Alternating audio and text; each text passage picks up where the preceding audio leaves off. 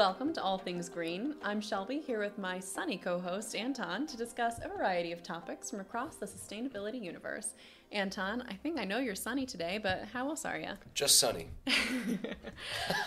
You kind of match my sunny book that I brought in today. It's a cool looking cover. What's it about? Yeah, so this is a book called All We Can Save: Truth, Courage, and Solutions for the Climate Crisis. And the editors are Ayanna Elizabeth Johnson and Catherine K. Wilkinson. Have you ever heard of this book? I think so, yeah. Yeah, I think it's been pretty popular. It was published a few years ago.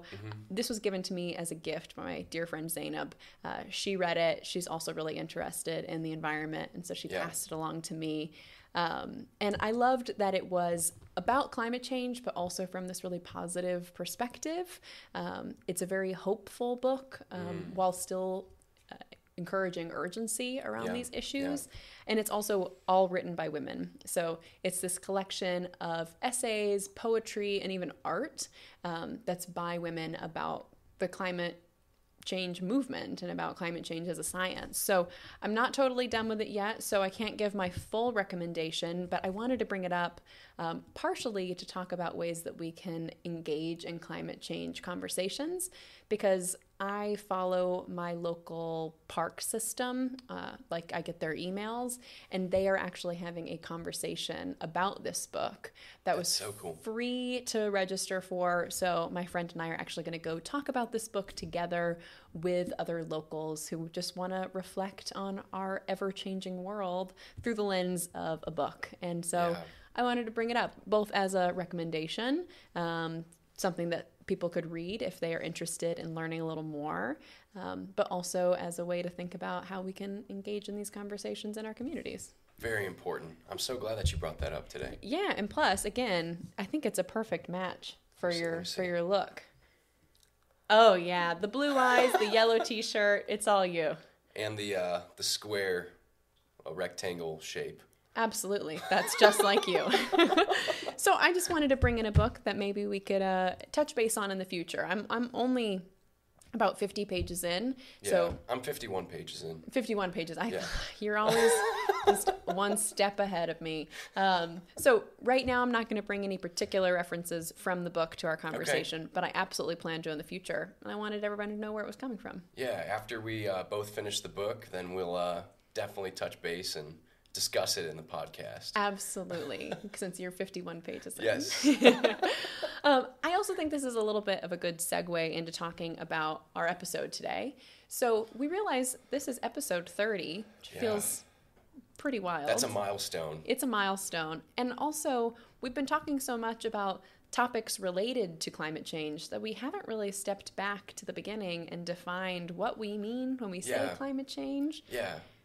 Yeah. People that are like so involved in the fight, I think sometimes we even just take it for granted, like the science that's backing it all. So absolutely. I don't know. And the history. So whether you have been working on climate science or climate change work for decades, or you're getting to know it, we wanted to take a step back, talk about sort of the timeline of climate science, and then also some of the key statistics that are driving the urgency of the movement today. How does it sound to you? Sounds amazing, Shelby. All right. So normally we kind of go back and forth with 3 segments, but today we're going to have 2 longer ones. Yeah. I'm going to start by talking about that timeline, and then you're going to take it away with a little bit of data. And this book kind of spurred that for me because they had a section at the beginning talking about one of the earliest climate scientists, and it made me realize I'd never heard of her, and I wanted to make sure I could reference her. So let's get started on this timeline. Let's get started, Shelby. Okay, wonderful. So here is a brief history of climate science research, and I want to credit out loud the source I used for this. There were several, but particularly the timeline that I used. It's from the University Corporation for Atmospheric Research, which is a nonprofit consortium of 120 plus North American colleges and universities that are focused on research and training in the Earth science system. And they did a great job of making it really easy to go through a timeline, and there were all sorts of other references. So we'll leave it in the show notes, and I really encourage anyone who likes this segment and wants to dive a little deeper to go use all of their little training modules to learn more about what happened during each of these timelines and things that are happening now. So sounds good, let's start at what I'm going to consider the beginning. In 1640, a scientist named Johann Baptista von Helmont Okay. Blanket statement at the beginning that Cool these names were a challenge for me. I looked up as many as I could, but I might not pronounce them all correctly. Yeah. I think I'm going to name my child that. Johann Baptista von Hemelt. Yeah. Great. Hopefully I said it correctly. So it's 1640, and Johann discovers carbon dioxide. Okay. And he refers to it as the spirit of wood because he learns about it in terms of trees. Mm-hmm. Let's skip forward over 100 years. It's been more than 100 years since we discovered what carbon dioxide is. It's now 1760, and the Industrial Revolution is kicking off. It begins, and carbon dioxide emissions begin to rev up. So we really think in the kind of climate change world that the Industrial Revolution is when we moved away from natural rhythms of global warming and cooling to human-powered global warming that was overtaking these natural rhythms. So that's around 1760. And now, again, we're moving forward in time. It's 1856. Here's the woman I learned about in the book All We Can Save. Her name was Eunice Foote. And she was doing some experiments that showed that carbon dioxide and water vapor would cause air to warm up when it was exposed to sunlight. She even presented this research at the American Association for the Advancement of Science. I'm curious, because you're interested in climate change, obviously. Have you heard about Eunice Foote? I have not. Yeah, she was news to me too. Was her research well received when she presented it? It seems as if it was, and yet she doesn't get a whole lot of credit. Right, of that's course, wild. I fully recognize that I am not a trained climate scientist, so maybe people who went to school for that specifically have more exposure to some of this history. But when I think about science, climate science, I think more about modern day. Yeah. And then when I go back, I'm thinking more about like John Tyndall. His name stuck out to me, but I'd never heard of Eunice Foote. Well, I mean, screw Eli Whitney and the cotton gin. We should be learning about like Eunice Foote and like absolutely people like that, you know? Yeah, she compared what it would look like to look at air that had carbon dioxide and water vapor in it compared to like less carbon dioxide, and realized that yes, it got hotter a lot faster. And then a few years later, 3 years later to be exact, in 1859, John Tyndall, who I had heard about, found that nitrogen and oxygen could not trap heat. It didn't have the ability to trap heat, but carbon dioxide, ozone, and water vapor could. So John Tyndall is often given the credit of work that kind of stemmed from Eunice Foote's work. Cruising forward, we're getting faster. People are thinking about this more. It's been 100 years since the Industrial Revolution. You're noticing smog. You're noticing changes in the environment. You're noticing pollution. Climate science is revving up. So Svante Arrhenius, I told you, warnings about the names, discovers that burning coal produces carbon dioxide, warms the climate, and he thought that sounded just lovely. What part of the world is he from? He's like, I'm sick of these winters or something. He I want to say he was Flemish, but I read about a lot of scientists and I didn't write down all their nationalities here. So double check me, but definitely from a more Northern European part of the world. And he said, wow. Bring it on. Yes, literally there were quotes from his journals in the science or in the research I was reading where he was saying like, wow, future generations are going to have just lovely weather. This is going to be great. So listen, he wasn't a climate denier. He was just climate excited. But he was not the last person to discuss this. I'm also not the first to say, hey, love this new weather. But in 1958, we really started to see this becoming part of a more national and international conversation. Bell Telephone Science Hour actually ended up broadcasting climate science on TV, sort of to the masses. Anyone who had a TV in 1958, when you only had a couple channels, was probably seeing this. And they attributed planetary warming to humans. And they also, in 1958, we saw Charles Keeling, a scientist, taking daily carbon dioxide measurements in Hawaii. So we started seeing some of the first regular measurements of carbon dioxide taken in real time, instead of having to use like post-dating measures.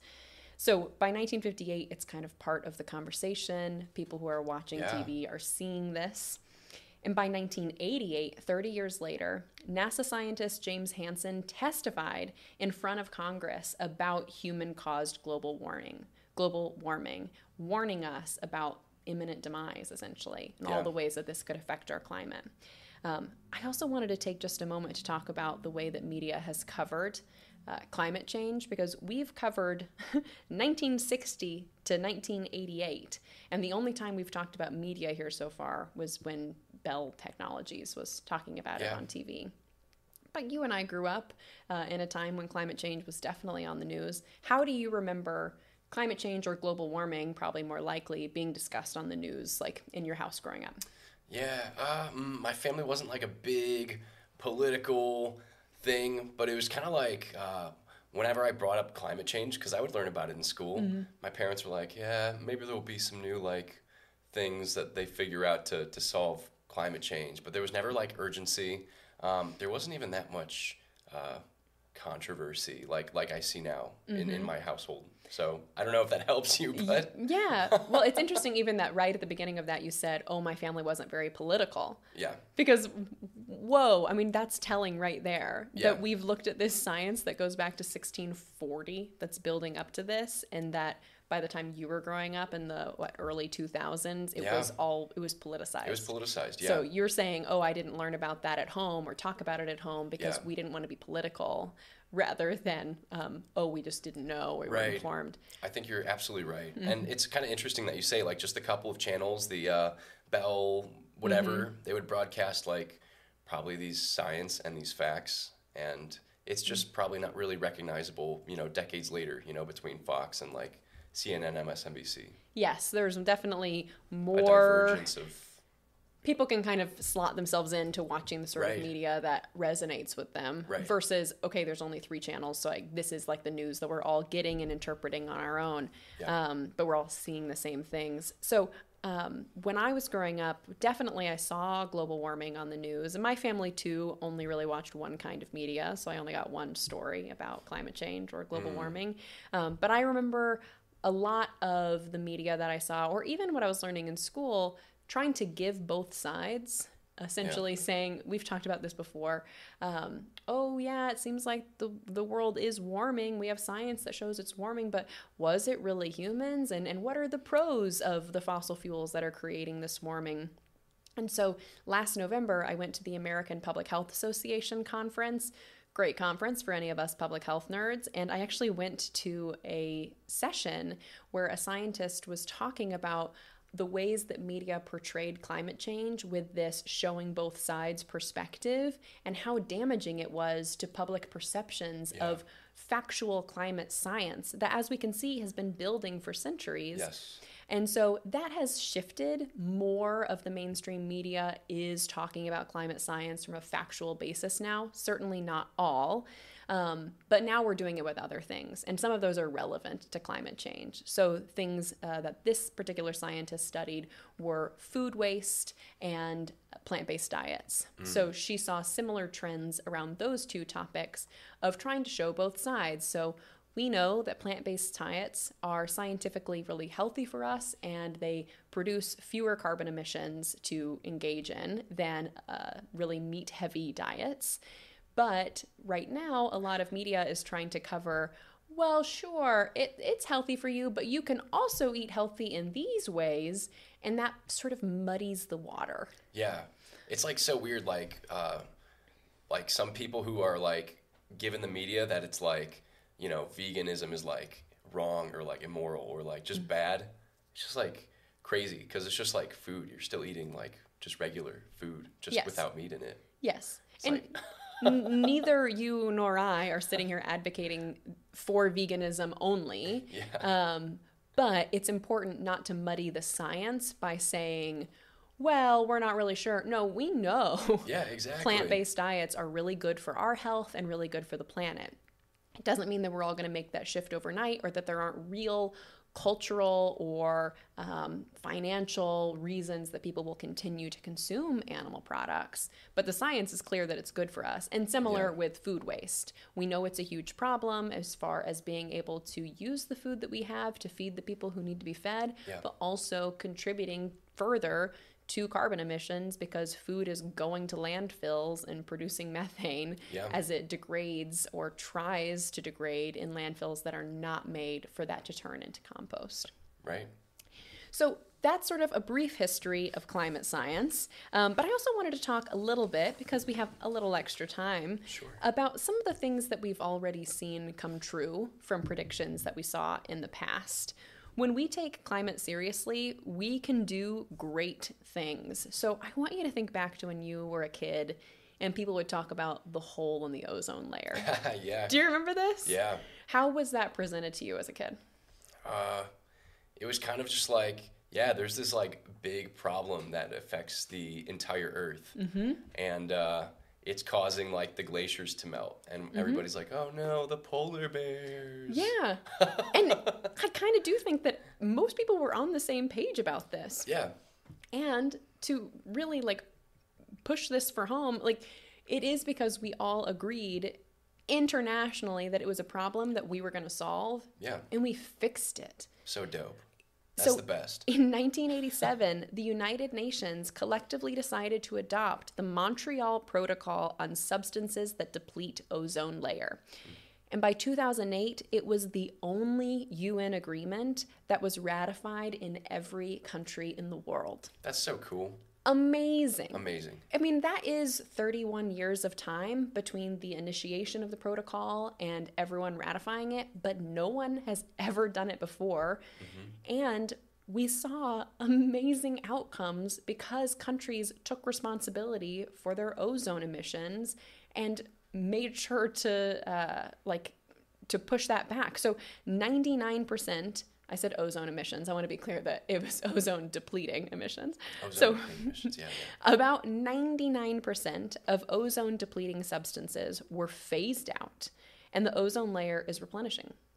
We fixed things. Yeah. We can do this with other elements of climate change. We have collective power if we listen to the recommendations of scientists. I also want to point out that when we say scientists, that can sound like a little vague. What's a scientist? Who are we really talking about? Can anyone be a scientist? Climate science is its own discipline, but there are also so many other disciplines that are relevant for climate science. Yeah. So when we talk about climate science, we're sometimes talking about chemists, physicists, biologists, marine biologists, arborists. All of those people are saying the same things. They may be approaching it from different perspectives. An arborist is thinking about the ways that trees and canopy are affected by climate change, and a marine biologist is thinking about sea turtles. But they're all saying the same things. Humans are causing climate change. Climate change is bad for this planet and the people and animals and other wildlife that live on it. Period. Lots of different ideas of how we change and where our priorities should lie. And we should be having those conversations. But we know that it's happening, and we have power to take some collective action.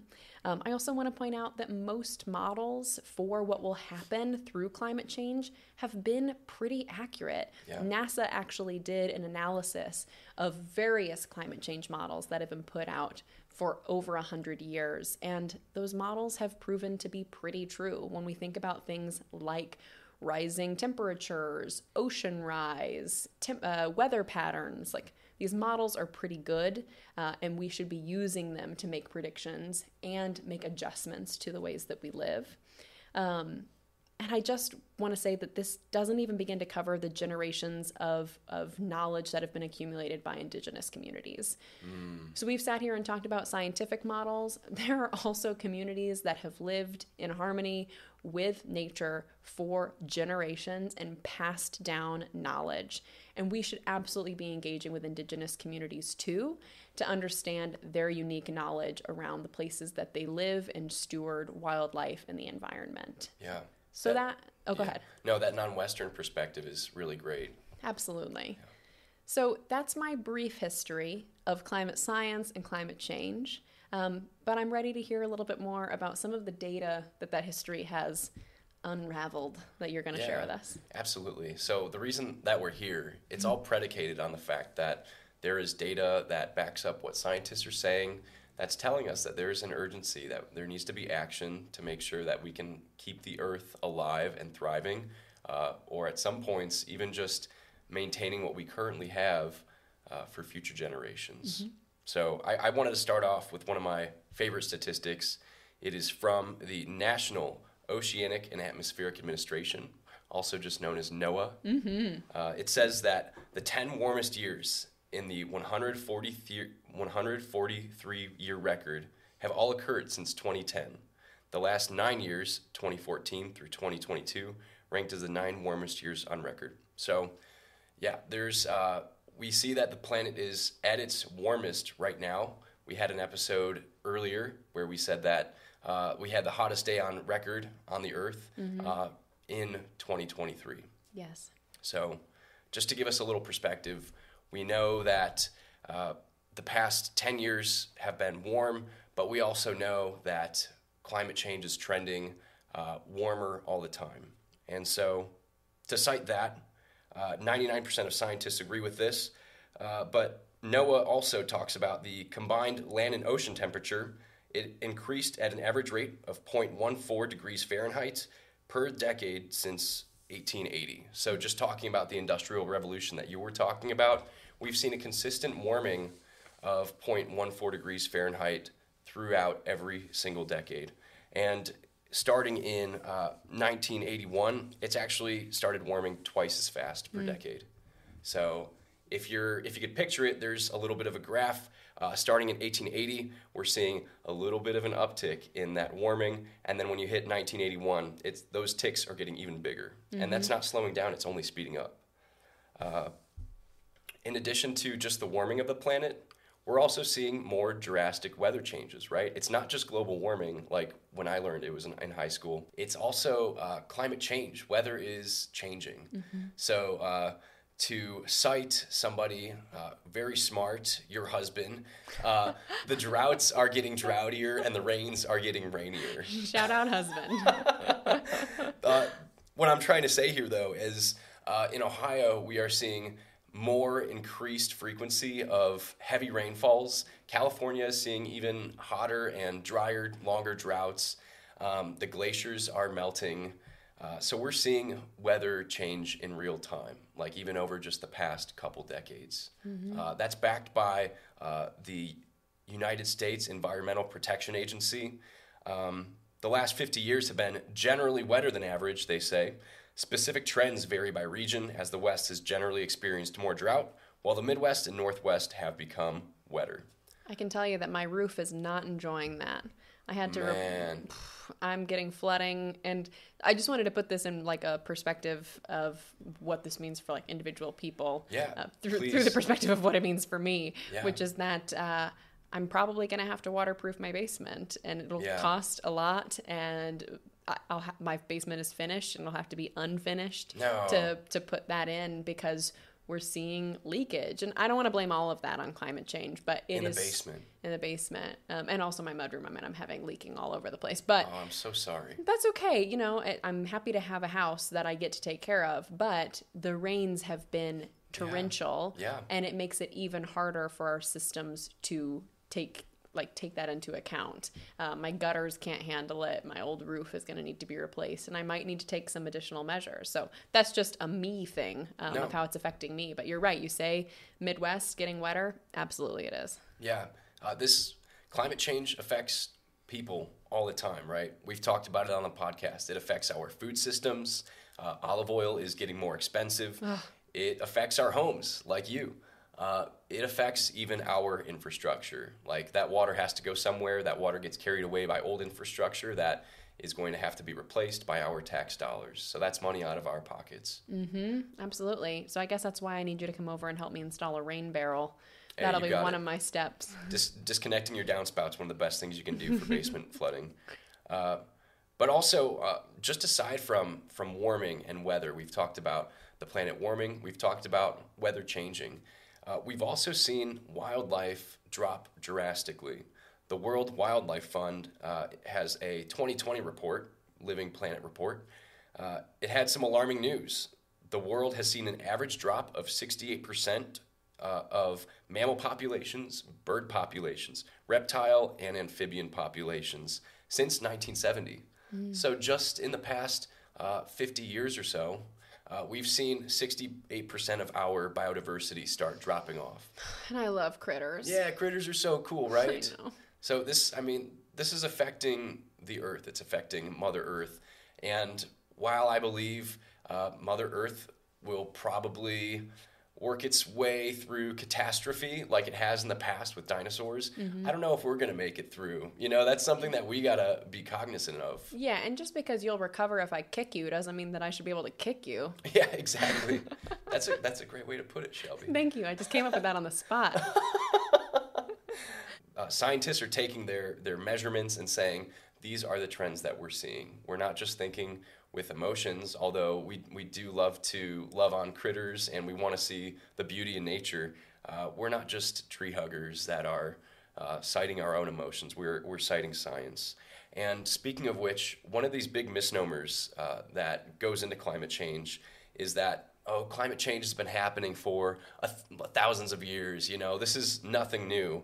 Well, that's also misinformation. As we talked about earlier, NOAA came out with a climate change report talking about how the increase of climate change induced by man started with the Industrial Revolution. Mm-hmm. In 1880, we've been warming consistently ever since, and that hasn't slowed either. This didn't just come out of nowhere. We know that it's introduced by humans. Yes. There is a difference between natural patterns of the Earth and human-induced climate change. Yeah, absolutely. And to actually hit this point home even further, ExxonMobil actually did its own study in 1970, and they found some really alarming results. They were basically like, yeah, by 2050, the Earth is going to be in really bad shape because of the fossil fuel industry, basically. That's ExxonMobil, the oil and gas company. Oh, yeah. With their own study.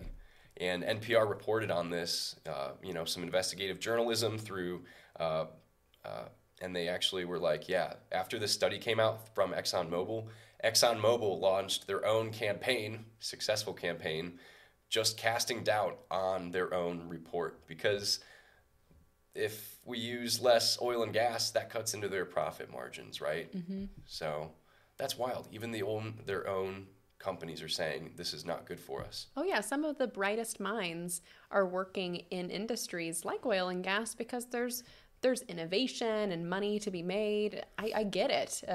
But yeah, great scientists put together research, showed that it was bad for the world, and then said, how do we bury this? Yeah. How do we bury these findings? Exactly.